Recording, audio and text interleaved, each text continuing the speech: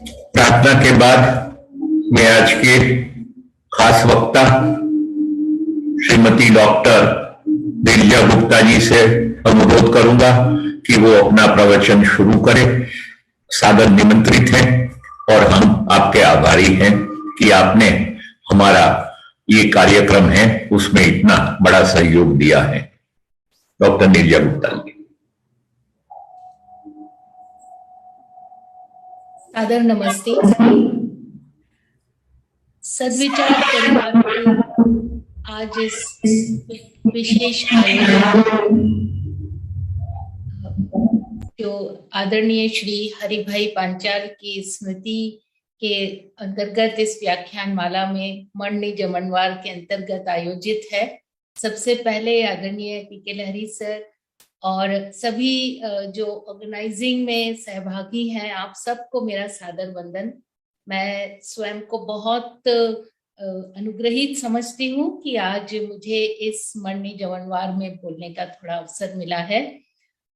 मैं सीधे विषय पे आती हूँ। जब मुझसे कहा गया कि हम क्या बोलना चाहेंगे, तो उसमें जो मैंने विषय चुना वो था तो संस्कृति से ही संबंधित, लेकिन एक ऐसा विषय चुना है जिसपे कई बार कई तरह से लोग बात करते हैं, उसकी विवेचना करते हैं, उसके ऊपर डिस्कशंस करना चाहते हैं, और इसलिए मैंने आज का विषय चुना महाभारत में महिलाएं। महिलाओं पे हम बात करें तो उससे पहले महाभारत की पृष्ठभूमि पर, महाभारत की संरचना पर, महाभारत की मूल आत्मा पर भी बहुत थोड़ा सा लेकिन आवश्यक रूप से बात करना बहुत आवश्यक है। हम जानते हैं महाभारत का पहला श्लोक, अभी वो बच्ची प्रार्थना गा रही थी, नर और नारायण की बात कर रही थी। महाभारत का पहला श्लोक ही ये है, नारायणं नमस्कृत्य नरं चैव नरोत्तमं देवी सरस्वतीं व्यासं ततो जयमुदीरयेत्। जिस नर और नारायण दोनों के सामने धर्म के जो रक्षक हैं, नतमस्तक हम होते हैं, वहीं देवी सरस्वती के सामने भी नतमस्तक हैं। तो नर, नारायण और देवी, ये तीन मूलभूत आधार है। और जैसे ही हम माँ सरस्वती की बात करते हैं, स्वतः एक स्वरूप उसमें महिला का, प्रकृति का स्वयं आ जाता है। महाभारत एक ऐसा टूल है, एक ऐसा करण है, उपकरण है जो शुद्धि करता है। वो विचारों की भी शुद्धि करता है, व्यवहार की भी शुद्धि करता है, समाज की भी शुद्धि करता है, और उसके साथ अंतःकरण और बाह्यकरण, ये दोनों की शुद्धि करता है। भूताकाश और चिदाकाश दोनों तक वो समाहित है। उसका जो पूरा व्याप्त है, उसकी जो पहुंच है, जो प्रसार है, वो सृष्टि के कण कण तक है। और इसीलिए कहा गया कि जो महाभारत में है वही पूरे ब्रह्मांड में है, और यदि कुछ महाभारत में वर्णित नहीं है तो वो ब्रह्मांड में भी दृष्टिगोचर नहीं होगा। और ये बहुत सत्य है।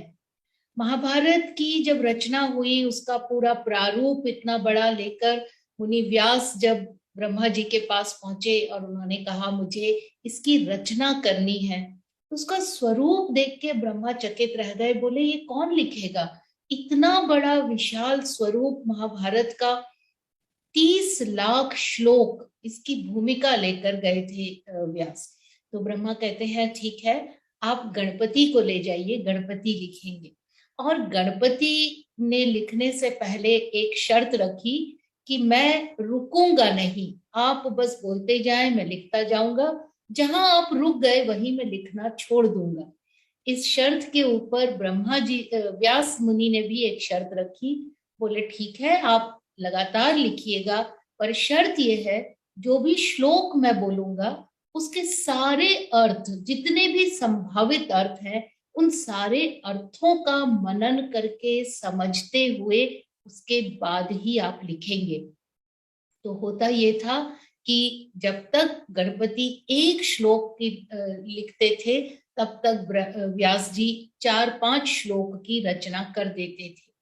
यानी ये एक ऐसा उदाहरण है कि महाभारत इतनी सुंदर एडिटेड टेक्स्ट है, एक ऐसा उदाहरण एडिटेड टेक्स्ट का है जिसका एक भी शब्द, एक भी पंक्चुएशन मार्क, एक भी चिन्ह वेस्टेड नहीं है। यानी कहीं से भी ऐसा नहीं है कि ये एक अतिरिक्त शब्द है, ये हम नहीं पढ़े तो भी चलेगा, इस पंक्चुएशन मार्क को इग्नोर कर दें तो भी चलेगा, ऐसा नहीं है।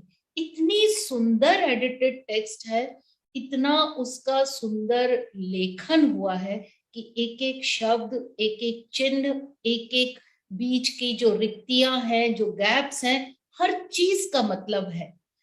कहानी के अंदर कहानी बुनी हुई है, तो वो भूत, वर्तमान और भविष्य तीनों काल समाहित करके एक साथ चलते हैं। शुरू में 30 लाख श्लोक लिखे गए, 15 लाख श्लोक गंधर्व लोक के लिए लिखे गए, उसके बाद उनको अलग अलग तरह से 10 लाख श्लोक देवों के लिए लिखे गए, होते होते 1 लाख श्लोक मनुष्य लोक के लिए आए। अब मनुष्य लालची है, सोचता है 30 लाख में से मुझे सिर्फ 1 ही लाख क्यों दिए गए, तो जितना मनुष्य का विस्तार है उसके लिए वो 1 लाख श्लोक भी बहुत कहलाते हैं, उससे ज्यादा करने की जरूरत नहीं है। अगर हम उन 1 लाख श्लोक के भी अर्थघटन कर लें तो हम महाभारत का अर्थ समझ जाते हैं।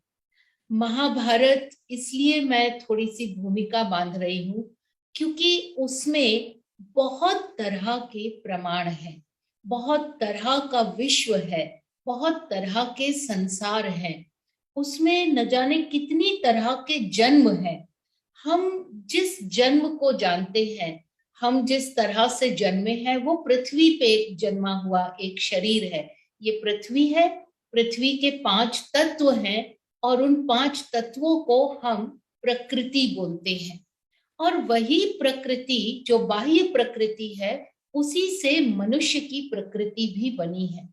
और विश्व की जितनी भी भाषाएं हैं, उन भाषाओं में प्रकृति या उसका समानार्थी सारे शब्द स्त्रीलिंग हैं। इंग्लिश में नेचर देखें तो आउटर नेचर और ह्यूमन नेचर, उर्दू में कुदरत देखें तो बाहरी कुदरत और इंसानी कुदरत, संस्कृत या भारतीय भाषाओं में प्रकृति देखें तो बाह्य प्रकृति या मनुष्य की प्रकृति, ये एक ही शब्द है क्योंकि वही 5 तत्व बाहर है और उन्हीं 5 तत्वों से मनुष्य बना है। तो वो एक ही है, लेकिन उसको सजीव करने वाली स्त्री है। इसीलिए प्रकृति और पुरुष, इन दो को जब हम देखते हैं तो पुरुष को जीवन देने वाली प्रकृति है। इसीलिए कहा गया कि शिव से यदि ई हटा दें, ई यानी पार्वती, ई हटा दें तो वो शव रह जाता है।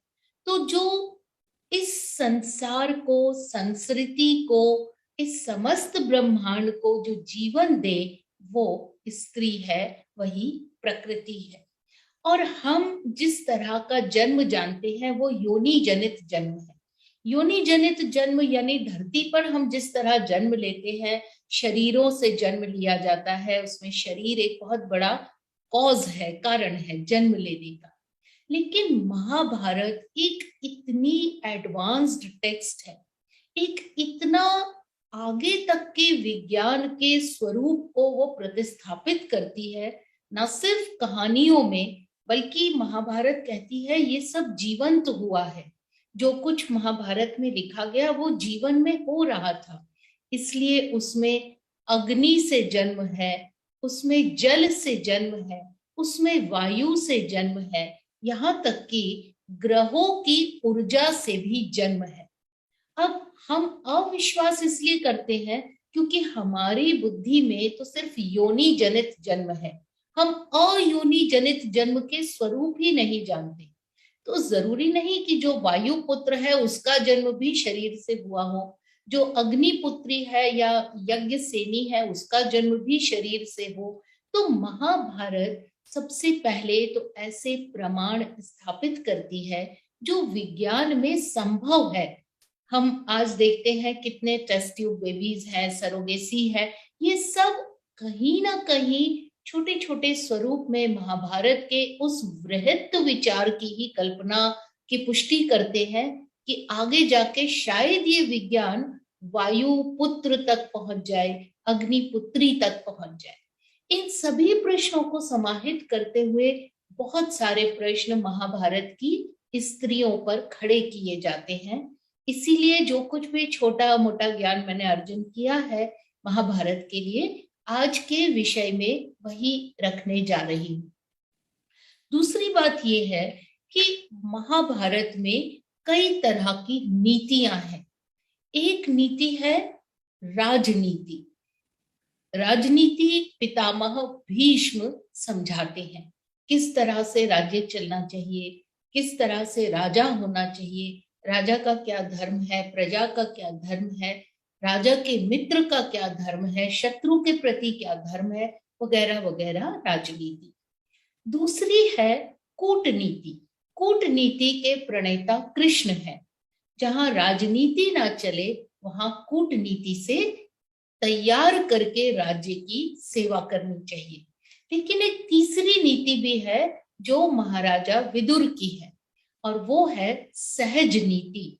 सहज नीति घर के लिए है, यानी जो घर में चले वो सहज नीति है, जो समाज में चले वो राजनीति है, और जो इन दोनों जगह पे किसी विशेष तरह की दक्षता के साथ चले वो कूटनीति है। ये इसलिए बताने की आवश्यकता है कि आज समाज में जो हम विकृति देख रहे हैं वो इसलिए देख रहे हैं कि घरों में राजनीति हो रही है और समाज में सहज नीति, और कूटनीति तो कहीं भी हम प्रयोग कर लेते हैं, उसकी आवश्यकता है या ना है। तो इस तरह से भी महाभारत एक संदेश देते हैं रोल्स पे, किसके कितने किस तरह के रोल्स हैं वो हमें देखने हैं। और एक तीसरा जो उसका पटल है महाभारत का, जैसे मैंने कहा पहला पटल है अंतःकरण और बाह्यकरण को शुद्ध करना, तो उसके सारे संभव वैज्ञानिक पक्ष वो सामने रखते हैं। दूसरा पटल है नीतियों का, और तीसरा पटल है कि ये कैसी स्टडी है, ये कैसा अध्ययन है। तो ये एक तरह का एपिजेनेटिकल अध्ययन है। एपिजेनेटिकल क्या होता है?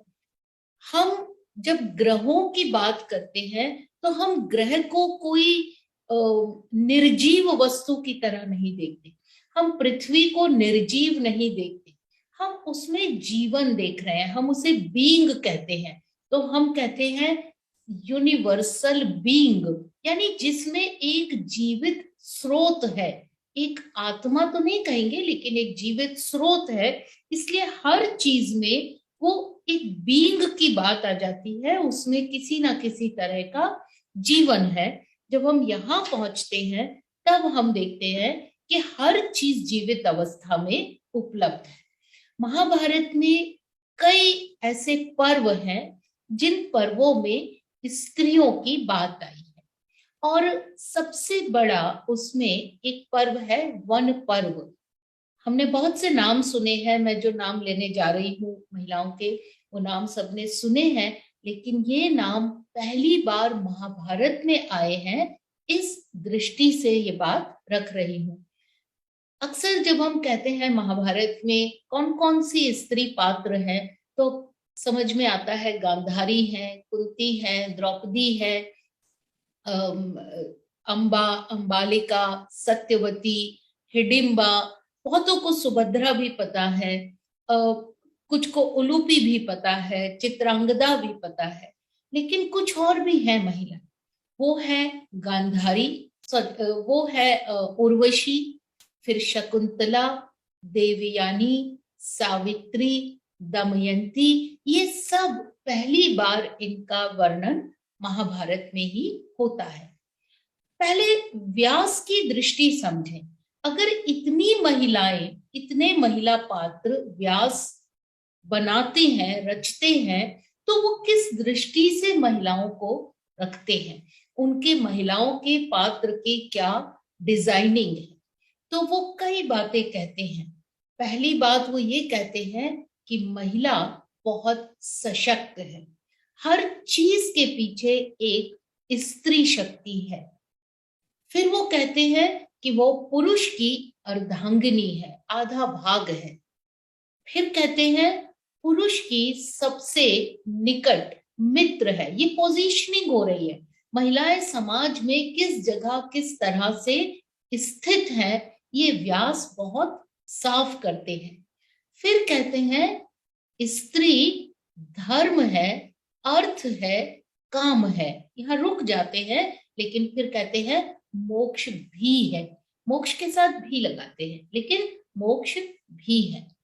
फिर कहते हैं एक मधुर भाषिणी स्त्री जो है वो कठिन से कठिन समय को भी जीतने के योग्य है।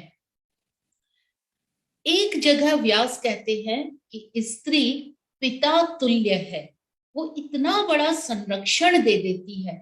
ये क्यों कहा होगा पिता तुल्य है? यदि आप देखें तो आजकल वेस्ट की जो ये स्त्रीत्ववादी एक थियरी चल रही है, फेमिनिस्ट थियरी, हमने तो शायद सबसे ज्यादा बड़ी फेमिनिस्ट थियरी जी है। हमारे यहाँ जो एकल माताएं हैं, सिंगल मदर्स हैं, वो शायद विश्व में कहीं नहीं होंगी। देखा जाए तो कुंती सिंगल मदर है, सीता सिंगल मदर है, सुभद्रा सिंगल मदर है, हिडिंबा सिंगल मदर है, उलूपी सिंगल मदर है, चित्रांगदा सिंगल मदर है, सुभद्रा सिंगल मदर है और शकुंतला सिंगल मदर है। ये किस किस तरह की सिंगल मदर है?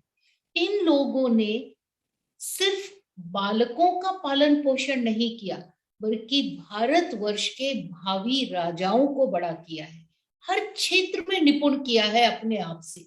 हम धीरे धीरे आगे आएंगे तब इन बातों की और ज्यादा क्लैरिटी होगी। इसी तरह वो कहते हैं कि एक पत्नी कभी माँ है, जब वो दुख में है तो वो माँ है, और जब सुख में है तो सबसे बड़ी संगिनी है। इस तरह चाहे कोई भी दशा हो, स्त्री एक अभिन्न भाग है जो बहुत सशक्त है, वो कहीं भी कमजोर नहीं है, उसका कोई भी स्वरूप है। महाभारत अपनी शक्ति के साथ खड़ा है स्त्रियों में। अब हम एक एक करके आते हैं। सबसे पहले मैं लेना चाहूंगी कुंती को। कुंती को हमने, या हम कहें हमारे टीवी सीरियल्स ने बड़ा ही निरीह दिखाया। 5 पांडवों की माँ है, जंगलों में भटकती है, पांडव जहां जाते हैं माँ चली जाती है, और हम सोचते हैं कि कुंती बड़ी आश्रित महिला थी, उनका कोई रोल ही नहीं है जैसे महाभारत में। लेकिन सबसे ज्यादा दूरदृष्टि रखने वाली, सबसे ज्यादा सशक्त, एक साम्राज्ञी, एक रागी, एक महारानी यदि महाभारत में कोई है तो कुंती है। कैसे है? वो पांडु की पत्नी है। पांडु कौन थे? पांडु एक चहुर्दिशी राज्य थे, एक पूरे अपने साम्राज्य का लगातार विस्तार करते हुए कभी ना हारने वाले राजा। पांडु की पत्नी को ये समझ आ जाता है कि उनका कोई उत्तराधिकारी नहीं है, इसलिए वो एक दिन पांडु को कहती है कि अब हमें वन की तरफ जाना चाहिए और हमें संतति करनी चाहिए, संतान उत्पन्न करनी चाहिए, और इसके लिए वो धृतराष्ट्र को राज्य सौंप देते हैं। यहाँ ये विचारणीय है कि कुंती धृतराष्ट्र को राजा नहीं बनने देती, उनका राज तिलक नहीं होता, वो सिर्फ केयर टेकर है, राज्य सौंप के जाते हैं। कुंती जब वन जाती हैं, एक पंचकन्या में से एक कुंती है। पंचकन्या कौन है?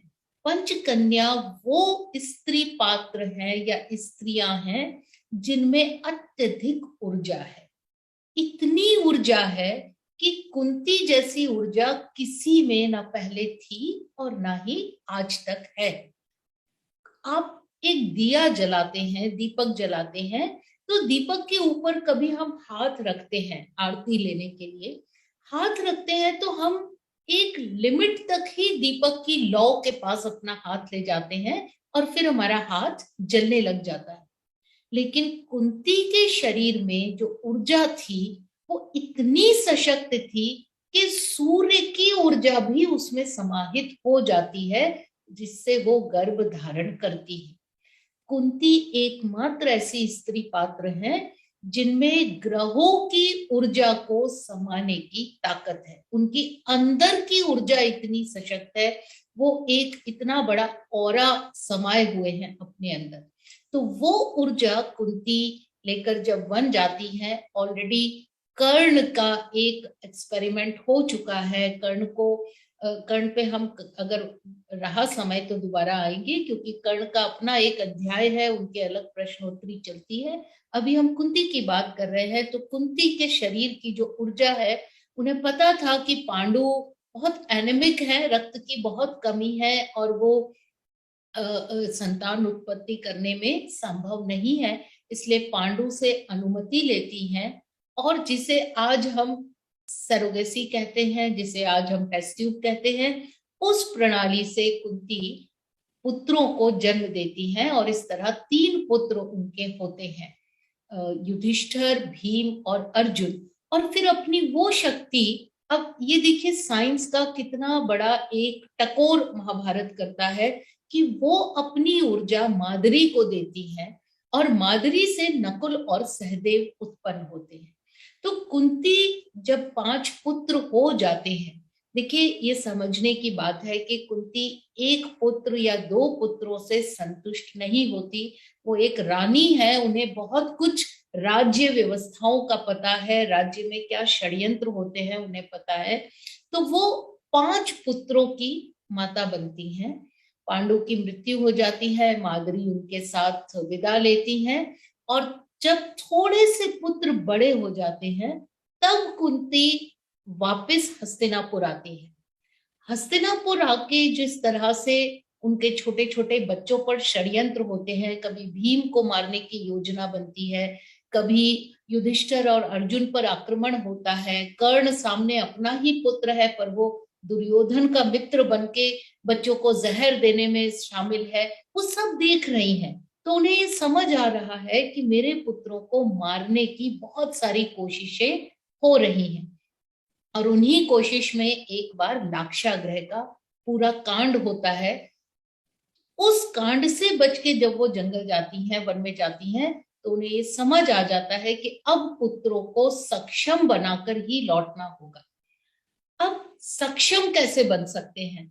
देखिए, एक तरफ कौरव है, एक तरफ पांडव है।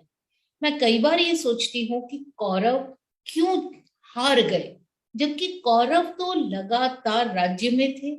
हम और आप भी आज देखते हैं, कोई भी एक पॉलिटिकल पार्टी जो राज्य से बाहर होती है, वो बहुत दिनों तक लोगों की मेमोरी में नहीं होती, वो अपनी शक्ति खोती जाती है। यहाँ पांडव का पूरा जीवन वन में निकला, और कौरव पूरे समय शासन में रहे। सारे गुरु कौरवों के साथ थे, बड़े बड़े राज्य उनके मित्र थे, उनके पास अमोघ अस्त्र थे, भीष्म पितामह थे। ऐसा राज्य था कौरवों का। और इनके सामने कुंती अपने 5 पुत्रों को लेकर वन में रह रही हैं, जहां वो पुत्र सन्यासी वेश में धीरे धीरे तपस्या करते हुए शस्त्र ले रहे हैं, दिव्य शस्त्रों को प्राप्त कर रहे हैं। और ये दिव्य शस्त्र कैसे थे? जो सिर्फ एक ही बार चलाए जाते थे। यानी उनके पुत्र वो शस्त्र तो ले रहे थे, लेकिन शस्त्रों पर प्रैक्टिस नहीं कर रहे थे, उन्हें युद्ध का अभ्यास नहीं था, वो किसी युद्ध में भाग नहीं ले रहे थे।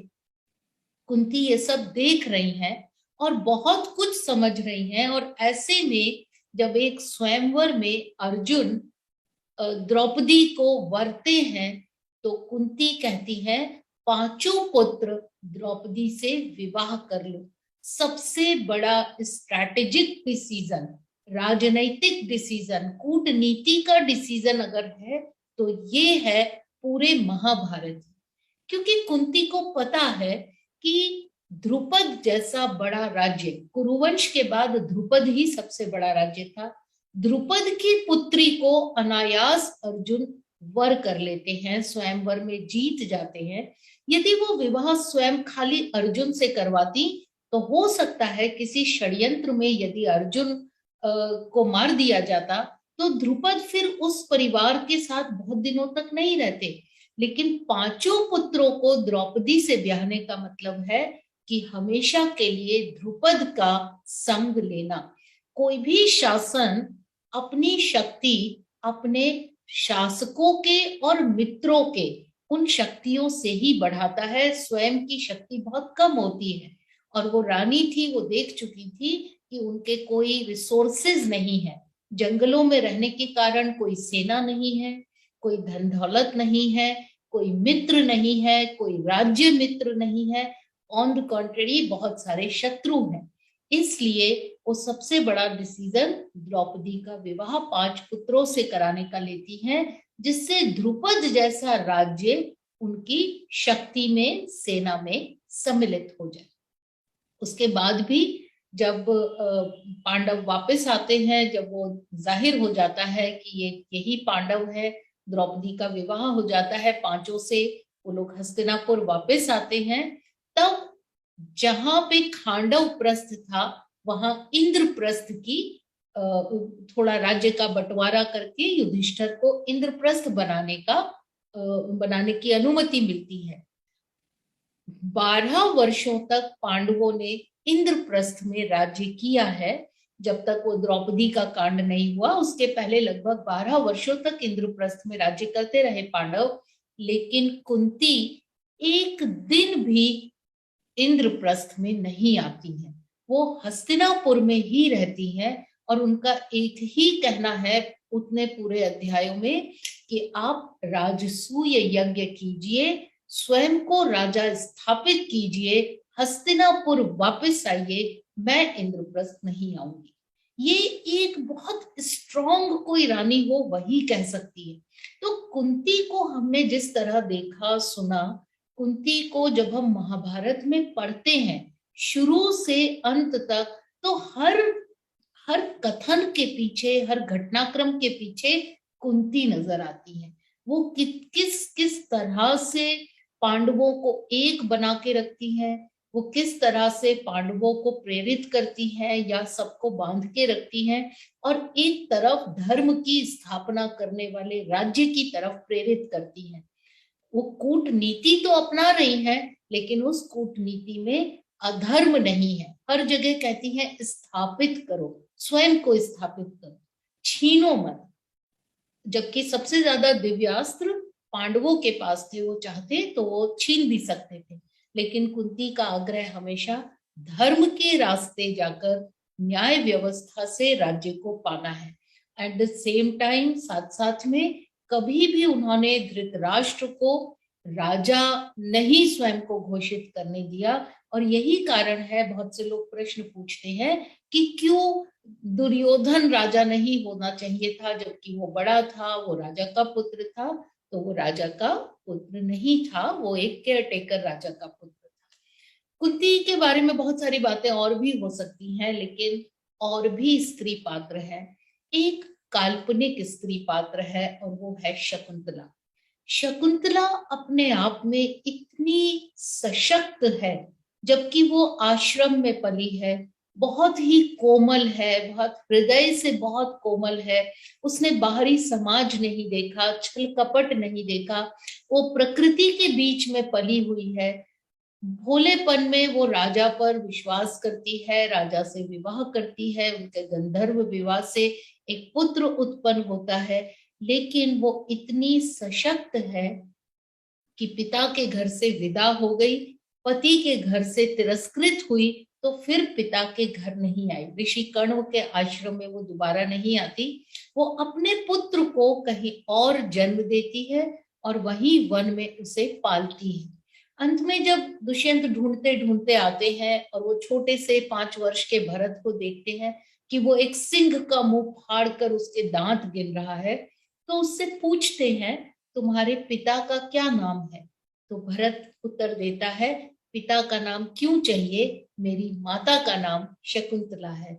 ये जो गुण है, ये एक माता ही उतने आत्मविश्वास के साथ, जिसे हम कहते हैं ये पुराना एक समय था, पुरातन काल था, जहां पुरुष का होना बहुत आवश्यक था।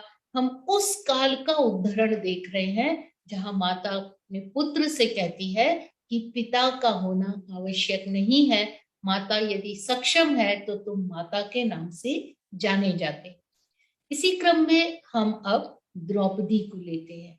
द्रौपदी हमें पता है अगेन एक योनि जनित कन्या नहीं है, यज्ञ सेनी है, यज्ञ से उत्पन्न हुई है।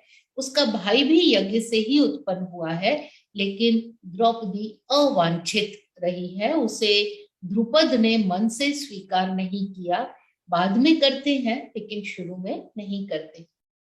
द्रौपदी अपने आप में बहुत स्वाभिमानी है, लेकिन द्रौपदी के बारे में मैं दो तीन विभ्रम यहाँ निकालना चाहूंगी। ऐसा कहा गया कि उसने दुर्योधन का अपमान किया जब न्याय सभा थी और दुर्योधन गिर गए पानी समझ के धरती पे या धरती समझ के पानी में। ऐसा कोई प्रसंग महाभारत में नहीं है। द्रौपदी हंसी तक नहीं, वो उस सीन में वहां कहीं है भी नहीं। ये सब बाद के काल में कुछ टीवी सीरियल्स में या कुछ बाद के लेखकों में जोड़े गए प्रसंग हैं, लेकिन मूल महाभारत में ऐसा कोई प्रसंग नहीं आता।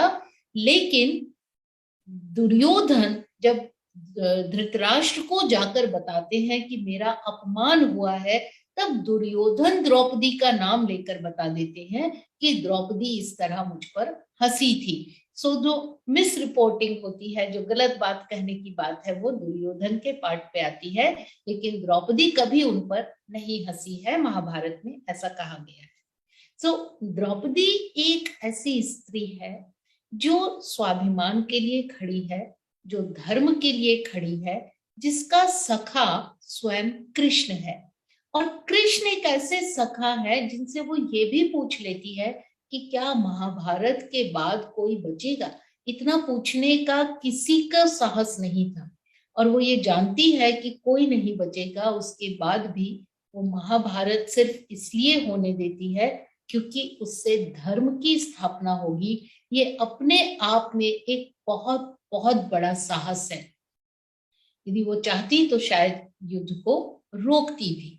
तो द्रौपदी का एक जो रोल है वो हमेशा वन में रहकर अपने पतियों को दिव्यास्त्र के लिए प्रेरित करना और उस व्यवस्था के लिए खड़ा करना जिस व्यवस्था में एक तरह का सुशासन हो। और जहां द्रौपदी और सत्यभामा, कृष्ण आते हैं जब ये वन में रह रहे हैं, 13-12 साल के वनवास में रह रहे हैं पांडव, उस समय कृष्ण सत्यभामा के साथ आते हैं। और सत्यभामा और द्रौपदी के जो बीच का संवाद है वो अद्भुत है। सत्यभामा द्रौपदी से जो प्रश्न पूछती हैं कि तुम कैसे निर्वाह करती हो अपनी पत्नी धर्म का, तुम, और द्रौपदी कोई वन में रहती हुई भी कोई वनवासी कन्या नहीं थी। वन में रहती हुई भी द्रौपदी वहां के ग्रामीणों का, वनवासियों का, वहां के पशु पक्षियों का इतनी सुंदरता से ध्यान रखती थी जैसे कोई रानी रख रही है। तो उसकी प्रसिद्धि बहुत दूर दूर तक एक रानी की तरह पहुंची हुई थी।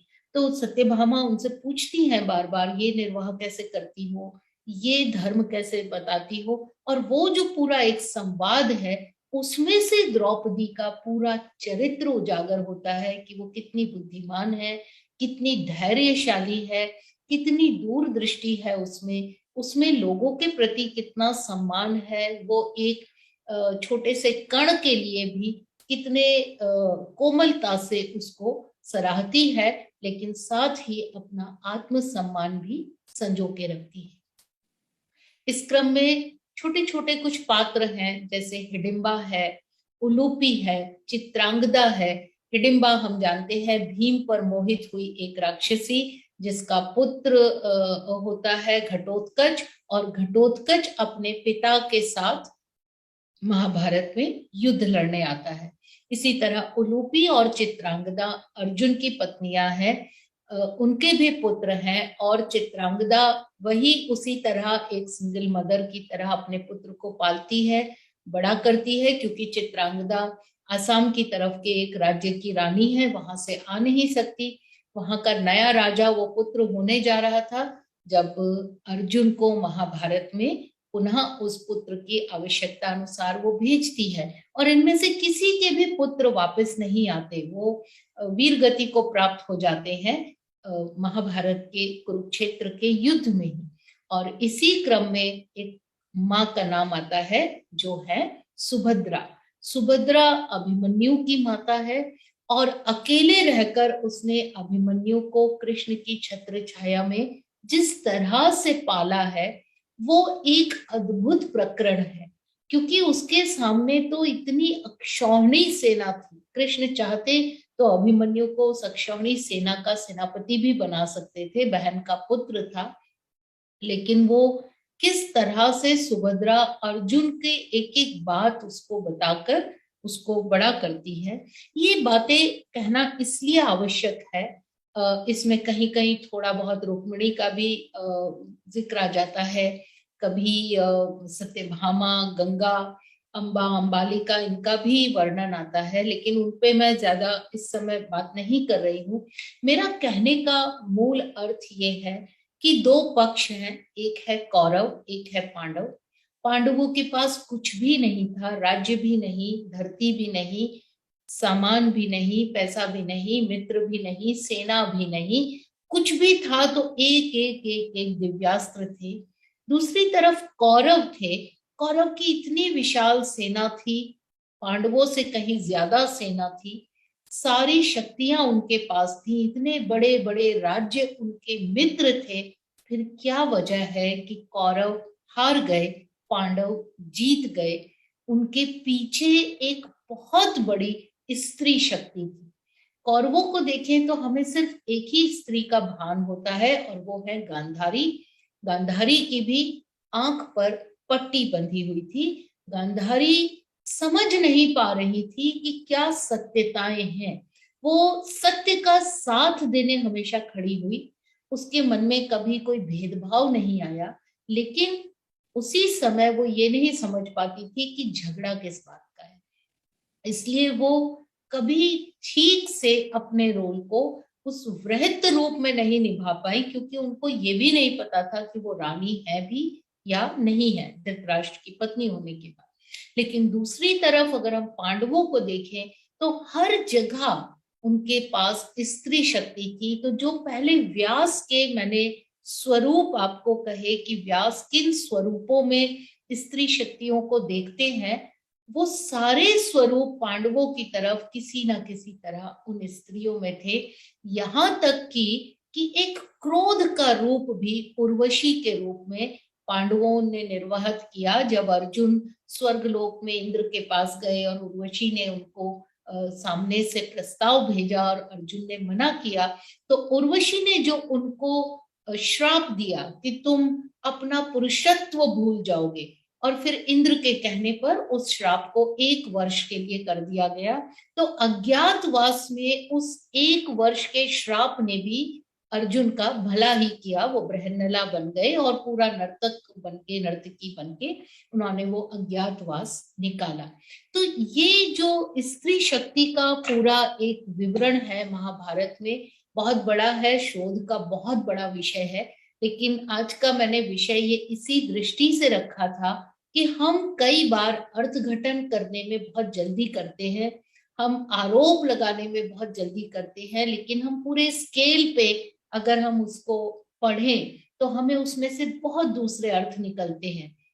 रामायण का तो नहीं है, सॉरी, महाभारत का नहीं है, लेकिन रामायण का एक ऐसा दृष्टांत है जिसमें लक्ष्मण रेखा है, और हम कहते हैं लक्ष्मण रेखा सीता के लिए है, लेकिन दरअसल सीता तो लक्ष्मण रेखा के अंदर बाहर आ जा रही थी।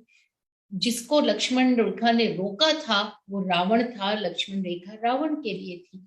ये किस तरह का परसेप्शन कालांतर में बनाते बनाते हमें दिया गया, किस तरह से जो स्त्रियों के प्रति दृष्टिकोण है या महिलाओं के प्रति दृष्टिकोण है, उनको किस दृष्टि से चेंज करके हमें ये समझाया गया कि हम बहुत पिछड़े हुए लोग हैं, या हमारे यहाँ स्त्रियों का अपमान इतनी तरह से हुआ है, और हम फिर उसको वापस डिकोड नहीं कर पाते, वापस पढ़ के नहीं हम देखते। इस दृष्टि से रामायण का, महाभारत का, भागवत गीता का मैंने अध्ययन किया है, और उस अध्ययन का निचोड़ ये आया है कि हमारे यहाँ जो स्त्री पात्र हैं वो बहुत ही सुदूर की दृष्टि रखने वाले, सुबुद्धि, उनके अंदर एक अलग ऊर्जा है। वो बहुत कुछ निर्वाह कर जाती हैं अपने धर्म का, संस्कृति का, और इसीलिए वो प्रकृति का निरंतर हिस्सा बनी रहती है। इन्हीं शब्दों के साथ मैं पुनः आप सबका बहुत धन्यवाद करती हूँ और बहुत बहुत अनुग्रहित हूँ कि इस कार्यक्रम में मुझे आपने अवसर दिया। बहुत धन्यवाद।